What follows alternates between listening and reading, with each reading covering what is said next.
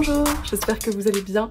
Maintenant que je suis quasiment à jour ou presque sur tous les bilans, dernières lectures et autres retards que j'ai accumulés, il est temps pour moi de revenir à mes classiques et à mes premiers amours finalement, raison pour laquelle aujourd'hui on va parler réécriture de mythes grecs. Encore une fois, sans suspense, vous l'avez vu dans le titre et dans la miniature, je vais vous présenter des réécritures de l'Iliade et de l'Odyssée.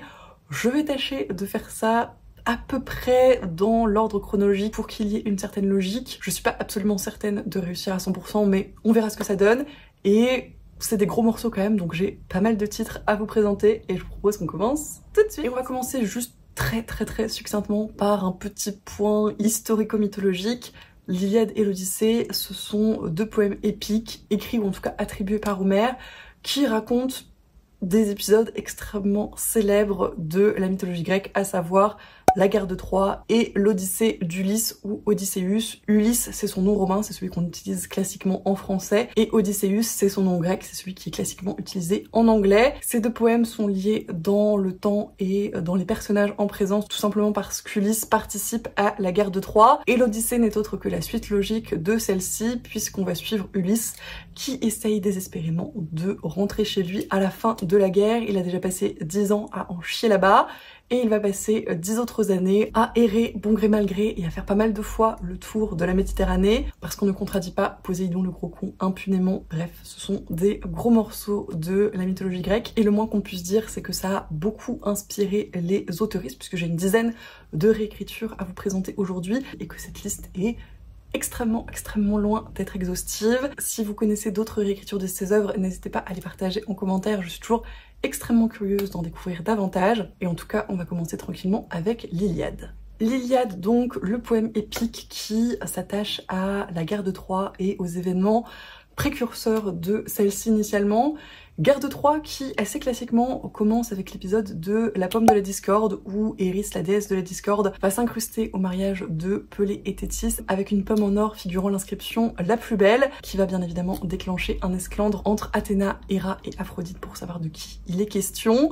Débat qui n'est tranché par absolument aucun dieu, et surtout pas Zeus le Couard, qui va gentiment en charger un mortel, et c'est donc à Paris que revient la lourde tâche de départager les déesses qui vont lui promettre monts et merveilles en gros, et notamment Aphrodite va lui promettre l'amour de la plus belle femme du monde s'il l'a choisie, ce qui va bien évidemment être le cas, sauf que la plus belle femme du monde, c'est Hélène, qui est d'ores et déjà mariée au roi de Sparte Ménélas, mais comme Aphrodite lui a promis, Paris se sent pousser des ailes et très sûr de son bon droit, il va enlever, séduire Hélène, ça dépend un petit peu des versions, la ramener dans la ville de Troie puisque c'est un prince troyen, et c'est globalement le début des emmerdes puisque Ménélas étant très conscient de la beauté de sa femme et des probables dissensions qu'engendrerait son mariage, a fait jurer à tous les autres prétendants d'accepter le dit mariage et de le défendre s'il venait jamais à être remis en question.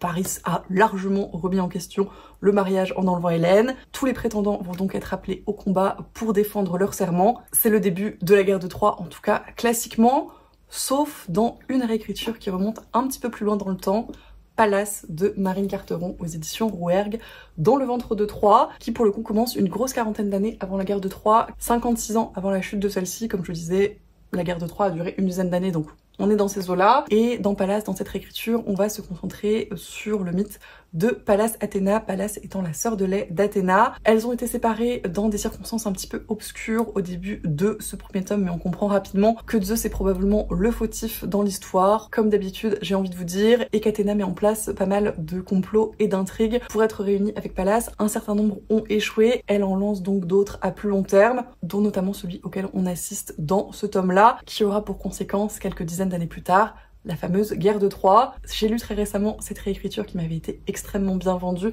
par Lucie et j'ai absolument adoré ce premier tome. C'est un récit à destination d'un public jeunesse mais qui ne prend absolument pas ses lecteurs pour des idiots. C'est très bien écrit avec beaucoup de poésie et de recherche dans les rythmes et dans les sonorités des phrases qui ne sont pas sans rappeler le média de base du poème de l'Iliade. J'ai trouvé cette réécriture, ces points de vue et ce retour en arrière sur les origines de l'Iliade absolument passionnant. J'ai très hâte de lire la suite où probablement on va se rapprocher progressivement des événements de l'Iliade à proprement parler et de la guerre de Troie proprement dite. Ensuite, et je vous parlais de La pomme de la discorde, c'est le point de départ choisi dans A Thousand Ships de Natalie Haynes, ou Les Invaincus, il me semble, en français, c'est traduit chez Michel Lafon. C'est une réécriture que j'ai encore une fois absolument adorée. On est sur un récit un petit peu plus adulte pour le coup, et une chronologie un petit peu moins linéaire. Je vous disais qu'on partait sur La pomme de la discorde, mais le livre s'ouvre sur la chute de Troie, et on va suivre tous les points de vue des personnages féminins qui ont été impliqués de près ou de loin dans celle-ci, avec parfois des retours en arrière, avec parfois des bonds en avant. Ça crée vraiment une impression de trame entremêlée très intéressante, très bien faite, qui met bien en avant tous les aspects de cette guerre et toutes ses conséquences, notamment sur les 10 personnages féminins. C'était absolument passionnant. Je ne peux que vous recommander le livre audio en anglais si vous lisez en VO. Il est narré par Natalie Haynes, l'autrice elle-même, qui fait vraiment un excellent travail de narration et porte extrêmement bien les voix de ces personnages féminins. C'était vraiment une grande réussite pour moi, et de façon intéressante si, comme je le disais, La pomme de la discorde est bien le déclencheur de la guerre de Troie à proprement parler. Ce n'est pas vraiment sa cause, ou en tout cas sa raison de fond, ce en quoi j'ai trouvé la réécriture de l'autrice très intéressante et très intelligente. Je vous laisserai découvrir de quoi il est question parce que j'ai vraiment trouvé ça très très chouette. Ensuite, donc, dans la chronologie, cet ouvrage en particulier commence au rappel des troupes de Ménélas pour aller attaquer Troie, et c'est donc le feuilleton d'Ulysse, la mythologie grecque en 100 épisodes de Muriel Zack, aux éditions Bayard Jeunesse, qui pour le coup est un ouvrage à destination d'un public jeunesse, vous l'aurez compris. Il n'y a pas énormément de réécriture ou de parti pris de la part de l'autrice. Ça va raconter assez factuellement et assez fidèlement l'histoire d'Ulysse du moment où on vient le chercher sur Ithaque pour participer à la guerre de Troie, à son odyssée et toutes ses péripéties, jusqu'à son retour chez lui quelques 20 ans plus tard. Comme dit dans le titre, le récit est découpé en une centaine d'épisodes qui doivent faire environ 4-5 pages, qui sont très accessibles du coup pour un récit jeunesse. C'est une très bonne introduction à mon sens à la mythologie grecque, ça permet d'avoir de bonnes bases en la matière et de voir un petit peu toute la succession des événements. Il y en a d'autres de la même autrice et dans la même collection, typiquement le feuilleton d'Artémis, le feuilleton d'Hermès, etc. Je ne les ai pas encore tous lus, mais c'est une collection que je prends grand plaisir à découvrir. Ensuite, 2 livres qui chronologiquement se chevauchent un petit peu. Le chant d'Achille de Madeline Miller aux éditions Pocket, et Penthesilea de l'autre côté du mythe de Flora Boukri chez Gulfstream, qui se passent donc tous les deux au cœur de la guerre de Troie, à la fin même de celle-ci. On va suivre respectivement Achille et Patrocle, qui sont donc des héros du côté Sparte, et Penthesilea, qui est la fille de la reine des Amazones, qui va combattre du côté des Troyens. Ces 3 personnages vont plus ou moins se croiser ou se rencontrer. C'est beaucoup moins le cas dans le chant d'Achille de Madeline Miller. On va davantage se concentrer sur le personnage d'Achille à proprement parler et sur sa relation avec Patrocle. C'est un livre qui est très axé sur la romance globalement et dans lequel Penthesilea a beaucoup moins de place, là où dans Penthesilea, l'œuvre éponyme, elle va effectivement rencontrer Achille et croiser le fer avec lui. Dans un destin un petit peu tragique pour tous les deux, mais j'ai envie de vous dire, c'est les mythes grecs et c'est rarement extrêmement joyeux. Dans les 2 cas, on en apprend davantage sur les personnages principaux, ici sur l'enfance et l'apprentissage d'Achille auprès du centaure Chiron, qui sont vraiment très intéressants, et ici du côté des Amazones et de cette société très particulière. C'est aussi un récit éminemment féministe et avec des partis pris très intéressants. Je dirais que le chant d'Achille est plutôt à destination d'un public new adulte, voire adulte, là où Penthesilea est plutôt jeunesse, voire adolescent, avec encore une fois de grandes qualités en la matière, tant au niveau du fond que de la forme, et sans prendre ses lecteurs pour des idiots. Et on en arrive encore une fois assez tragiquement à la fin de cette guerre de Troie avec Le silence des vaincus de Pat Barker aux éditions Charleston, qu'on avait lu en lecture commune avec Lucie l'année dernière. C'est le premier tome d'une duologie. Pour l'instant, je n'ai lu que celui-ci, mais globalement, cette duologie va s'intéresser aux conséquences de la guerre de Troie et notamment aux conséquences pour les femmes qui vont être gardées comme trophées par les vainqueurs, avec un changement total dans leur vie, que ce soit dans leur rôle, dans leur perception du monde et d'elles-mêmes. Ça change énormément de choses, ça redistribue énormément de cartes. C'est un récit qui est pas forcément facile à lire en la matière, il y a énormément de violence, il y a pas mal de trigger warning en ce qui concerne notamment les agressions sexuelles, il y a énormément de personnages masculins qui sont absolument détestable, et je pense notamment à Agamemnon le gros con, mais d'un point de vue des personnages féminins, c'est absolument passionnant, d'autant que ça donne une voix à énormément de femmes, de personnages féminins invisibilisés par l'Iliade qui, en tant que poème épique, ne s'intéressait pas trop au devenir des femmes à l'issue de la guerre. C'est un tort qui est rattrapé ici et de façon très intelligente et intéressante. Encore une fois, je ne peux que vous recommander ce récit. Et maintenant que la guerre de Troie, que l'Iliade, c'est fini, on va passer très naturellement à l'Odyssée avec encore une fois des réécritures qui mettent en avant les femmes, chose qui n'est bien évidemment pas particulièrement faite dans le poème d'origine. J'ai 3 titres qui mettent notamment en lumière le personnage de Pénélope, la femme d'Ulysse donc, et la reine d'Ithaque, comme c'est bien gentiment rappelé dans celui-ci de Claire North, qui est le premier tome du Chant des déesses chez Hauteville. On a également l'Odyssée de Pénélope de Margaret Atwood aux éditions Robert Laffont dans la collection Pavillon Poche, et le pendant beaucoup plus jeunesse, Moi Pénélope, reine d'Ithaque de Sylvie Bossier aux éditions Scrinéo, Mythologie. On va commencer comme de juste par le plus jeunesse des 3. Dans Moi Pénélope, reine d'Ithaque, on va suivre très classiquement le personnage de Pénélope, d'un tout petit peu avant son mariage avec Ulysse jusqu'au début de l'Iliade, au moment où il s'en va.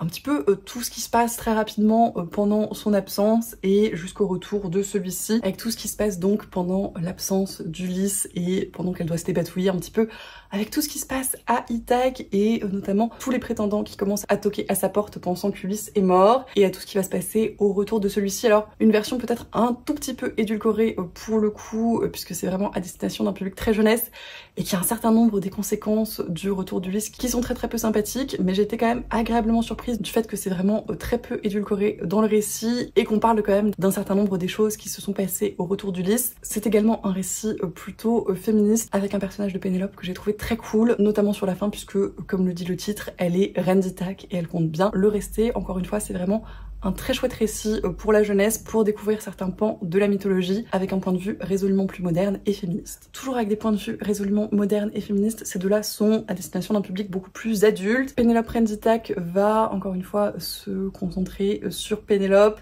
qui est seule à Ithaque, et ça fait un moment que Ulysse est parti au début du récit et ça devient un petit peu compliqué de tenir tous les prétendants qui prennent leurs aises très clairement au palais, ce qui est extrêmement désagréable. Et encore une fois, il y a beaucoup de personnages masculins insupportables dans le récit. On va se pencher également sur la relation entre Pénélope et Télémaque, qui est un ado absolument horripilant mais extrêmement bien fait en la matière, et la relation de Pénélope avec ses femmes et son entourage et comment elle arrive à gérer les choses et à sortir malgré tout son épingle du jeu. J'ai absolument adoré ce premier tome. En plus, c'est porté par une narration extrêmement originale puisqu'on va suivre le point de vue d'Héra, qui est pas forcément une déesse qui trouve grâce à mes yeux habituellement, mais que j'ai trouvé très intelligemment retranscrit dans ce récit et avec vraiment un point de vue très intéressant sur les choses.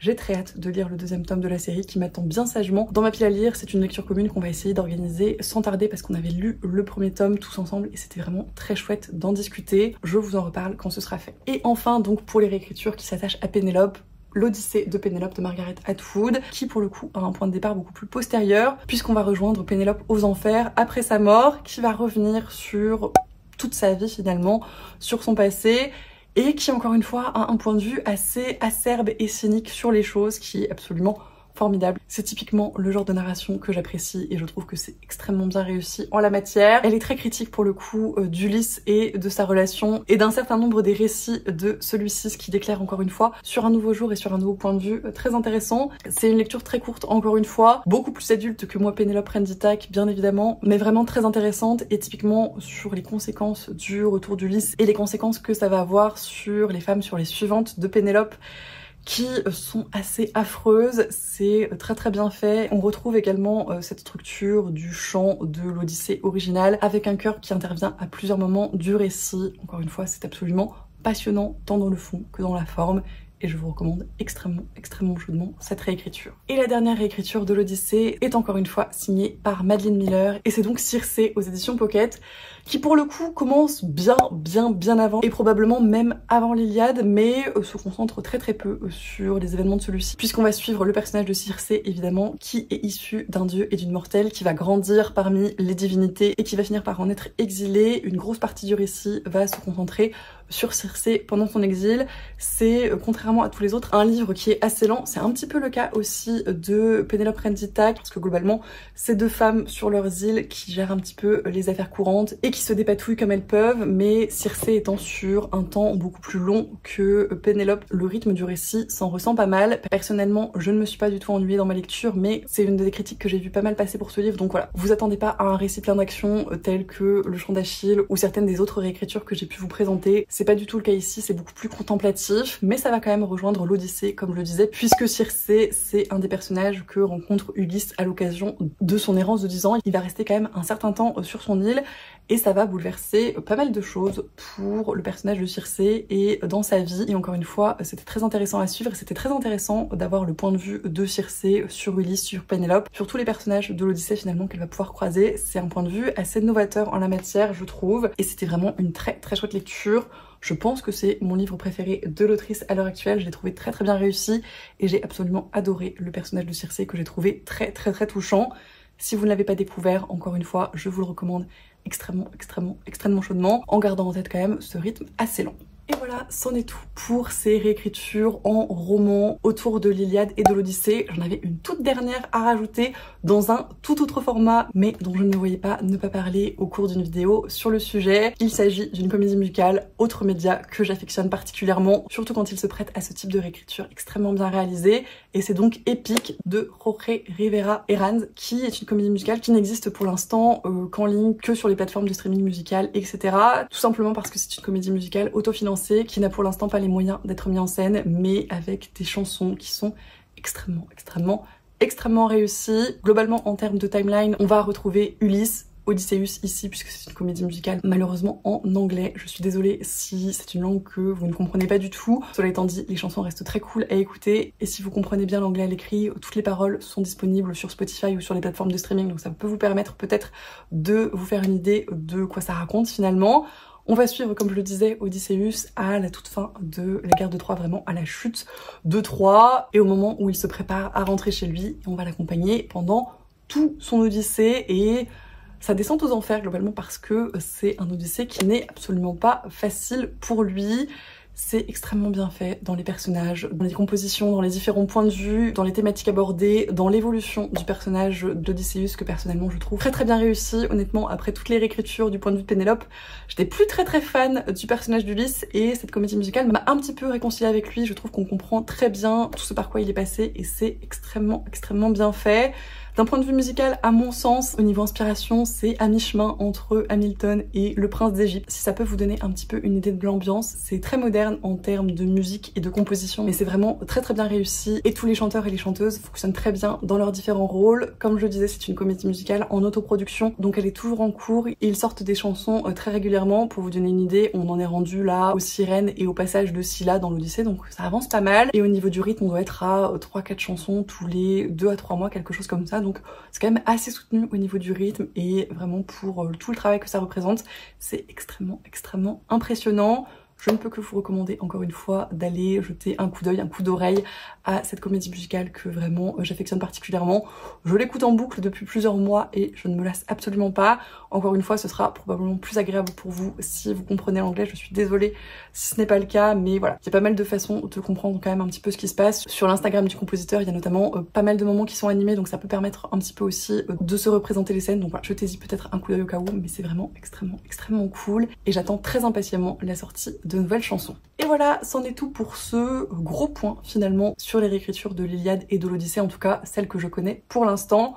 Encore une fois, n'hésitez pas à me dire si vous en connaissez d'autres que je n'ai pas présentées, je serais ravie de les découvrir.